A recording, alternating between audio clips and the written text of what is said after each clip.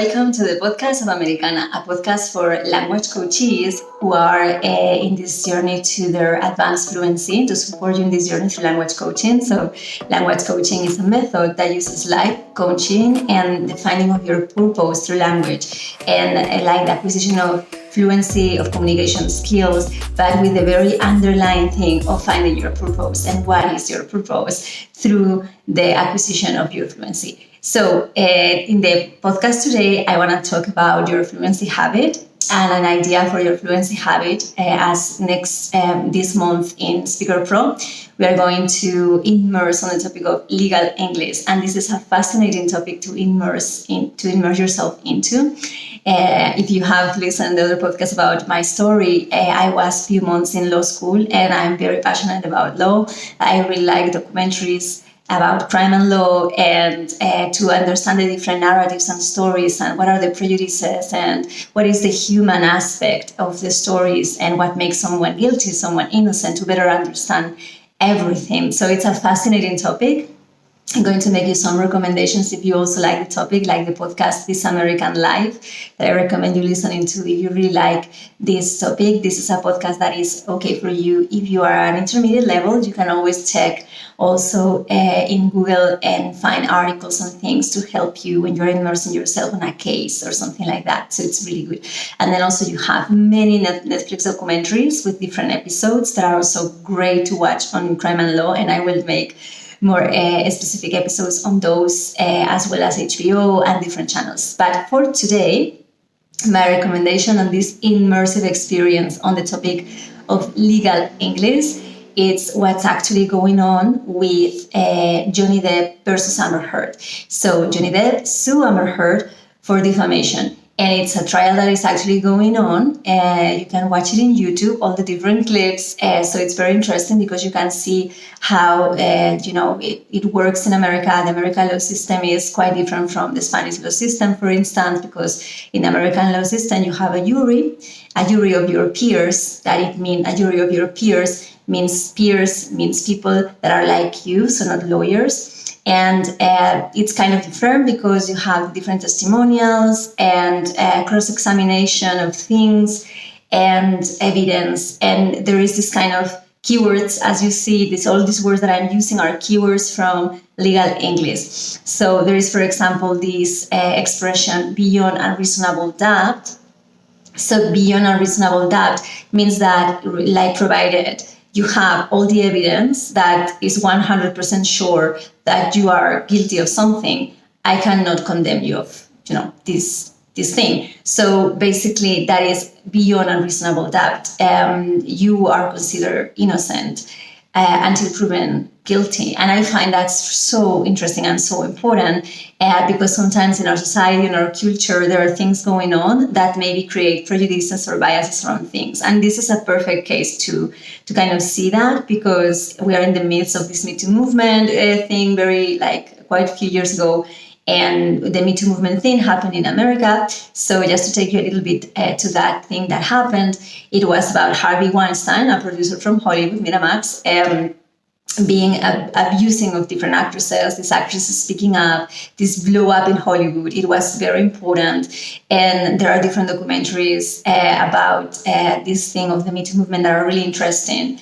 And also the series that of Apple TV of Jennifer Aniston and Reese Witherspoon, the morning show, explores this topic of the Me Too movement and how important it is to always go to the layers of grace and not to make it the black and white narrative, of men are the abusers, women are the victims, because this is what happens if you go a black and white narrative, isn't it? And now, for example, with the case of Johnny Depp versus Amber Heard is very interesting because with all that in the midst of the narrative, the Me Too movement, what happens when actually the case is the opposite, when the one that is the abuser is the women.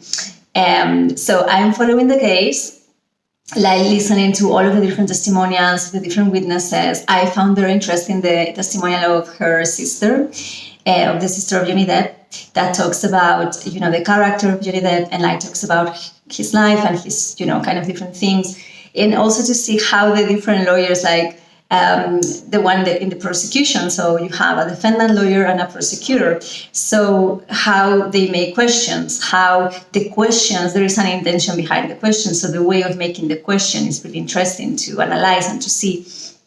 So like the different witnesses that you can listen to. And also, for example, the testimonial of Johnny Depp, that a large testimonial, but it's really interesting. And he talks about so many different things, not only about his personal life and relationships and things like that, also about her career, like the way he was casted and the way he created the character of Jack Sparrow. I find that part so interesting. I always thought that Johnny Depp is such a genuine and talented actor. And also that brings up, this idea of to what extent you should, make separation between the artist and his personal life, because personally for me, this happened, watching a documentary about Woody Allen. I cannot watch Woody Allen movies anymore. And it's really interesting to kind of see, how that really makes an effect on the way you perceive the art or the creativity of that person. I also think that in the case of Johnny Depp, I was really interested to know what is actually going on here.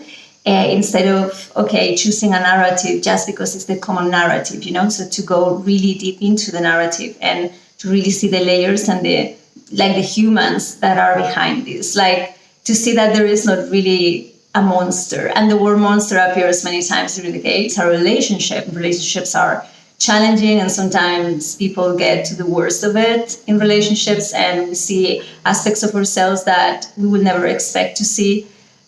So it's very interesting when you're watching this type of cases. What are your thoughts? Are you judging them, to see yourself in your own relationships with other people? So I find it really interesting. And also for me, because of the different testimonials, it doesn't seem that Johnny Depp is guilty here, because, normally when somebody is has an abusive behavior, it's kind of a common thread. It appears in other moments of his life. In the case of Johnny Depp, it's kind of nobody has witnessed that before, neither their friends, colleagues in his own profession or industry, or in his family or relatives. Nobody around has any notion of him being abusive before. Also, I also find really interesting the fact that his past story, like the story of his life, like talking about his childhood. I always talk, about that when we go through this process of language coaching. It's so important. The childhood is so important. What happens in childhood to understand what's going on now in our lives as adults. So the fact that Johnny Depp's mother was a little abusive, or he talks about her being very mean, and the father leaving the family. I think that's very interesting. And like a mirror going forward into this relationship with Amber Heard that has a very similar behavior than the mother. To me, that makes more sense than the fact that he is the one abusing. So in the case, for example, the defendant lawyer, so the one defending Amber Heard, talks a lot about the history of abuse, of drugs and alcohol of Johnny Depp, of course, to build his case, not to build the case of the defense. But what is interesting is that, in the testimonial that Johnny Depp gives, talking about his problem with addiction, he talks about that starting when he was quite a young boy, when he was 11 years old. He used these nerve pills that his mother was taking just to calm his nerves. He wanted to numb because of the traumatic situation that he was going through. So every time he didn't use really drugs and alcohol for partying, but more for numbing himself. So it's kind of an interesting way of understanding the layers. You think, oh, this is an alcoholic, and you just go and judge him from that place instead of understanding the different layers of the story of what is actually going on. And also it's very interesting because he brings up the topic of the opioids. And maybe you don't know, but in America, this happened where there was a crisis of opioids. And there is a documentary called Dope Sick that is so good, very interesting to watch, because of the power of pharmaceutical companies and how they were marketing these opioids as painkillers, as medicine or whatever, but actually they were addictive. So it's so many layers to this case that it's so interesting, because actually many people were victims of the opioid crisis. And Johnny Depp is talking about he being addicted to opioids. So it's kind of a very interesting layer case with different things you can explore here. But in the end of the day, it's, I think, very interesting also to see how this speaks to our lives and to our relationships and to how maybe we perceive certain people or judge them and think, okay, this is the monster, And I find very interesting that the word monster is used a lot. And also to me, the interesting thing of going through this trial is to make it very into a neutral, trying to be very, very neutral, trying to understand what is actually going on and having a conversation about it like this in English and to explore it. You're going to acquire so many terminology, as you see, many words that I was using all the time. This repetition is what's going to build your fluency. So as an idea of a fluency habit for this month, if you want to go with us in the distance in this case, or if you want to join the speaker conversations, the idea is to immerse on the topic of crime and law with the case of Johnny Depp and Amber Heard. So I would like to know, what do you think about the case? If you are following the case, if you are so hooked to the case as me, what is your opinion about it? Do you consider Johnny Depp as guilty or innocent? I would really like to know what is your opinion, and as an idea for immersing this month and improve your fluency in English on the topic of legal English.